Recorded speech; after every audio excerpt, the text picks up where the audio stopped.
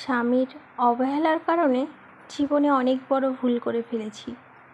ভিডিওটা শেষ অবধি দেখার অনুরোধ রইল।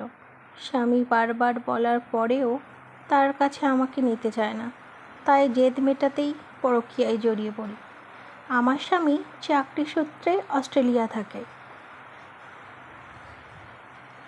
আমাকে শ্বশুরবাড়ি ফেলে রেখে গেছে 6 মাস হয়ে গেছে, বাড়িতে আসে না।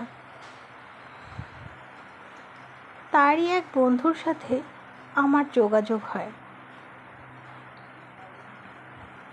কখনো সেই সম্পর্কে জড়িয়ে গেছি আমরাও কখনো বুঝতে পারিনি। সে অবিবাহিত ছিল।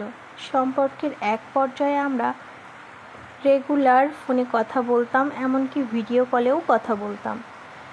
আমার স্বামীর অবহেলায় এমনকি চাহিদা মেটাতে তার বন্ধুর সাথে সম্পর্কে ঘনিষ্ঠভাবে জড়িয়ে পড়ি। শ্বশুরবাড়ির লোকজন আমাকে সন্দেহ করতে শুরু করতে থাকে। যে মানুষটাকে কান্নাকাটি করলেও আনতে পারতাম না, হঠাৎই ওই মানুষটা আজ নিজেই চলে এলো। কি অদ্ভুত বিষয় হলো, তার জন্য আগে যে টানটা ফিল করতাম এখন আর সেটা নেই। বরং তার কখনো একটা SMS আসবে, সেটা অপেক্ষা থাকতাম।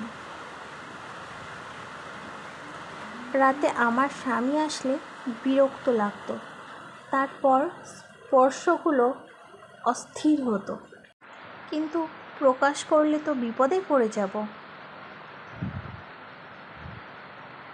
আমার এত পরিবর্তন দেখে আমার স্বামী বেশ অবাকই হয়ে যায়।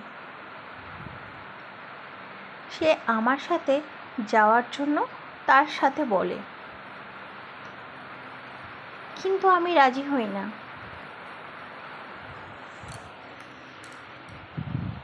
অথচ কয়েকদিন আগেই তার পায়ে ধরে বলেছিলাম, আমাকে তোমার সাথে নিয়ে যাও। সে পরের দিন চলে যায়। আমি ওই দিনেই আবার দেখা করতে বেরিয়ে যাই। রেগুলার যে হোটেলে যাই সেগুলোতেই অপেক্ষা করছিল তার বন্ধু। হোটেলে যখন ঢুকতে যাব তখন আমার স্বামী আমার সামনে এসে দাঁড়ালো। সে বলল, গত রাতে তোমার ফোনের সব মেসেজগুলো আমি পড়েছি। একটা মেয়ে এতটা নষ্ট কিভাবে হতে পারে?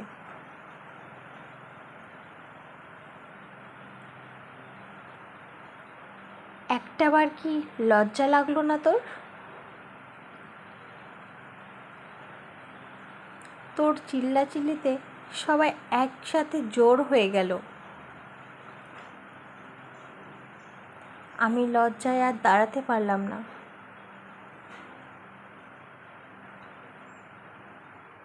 চুপচাপ বাড়িতে চলে আসলাম।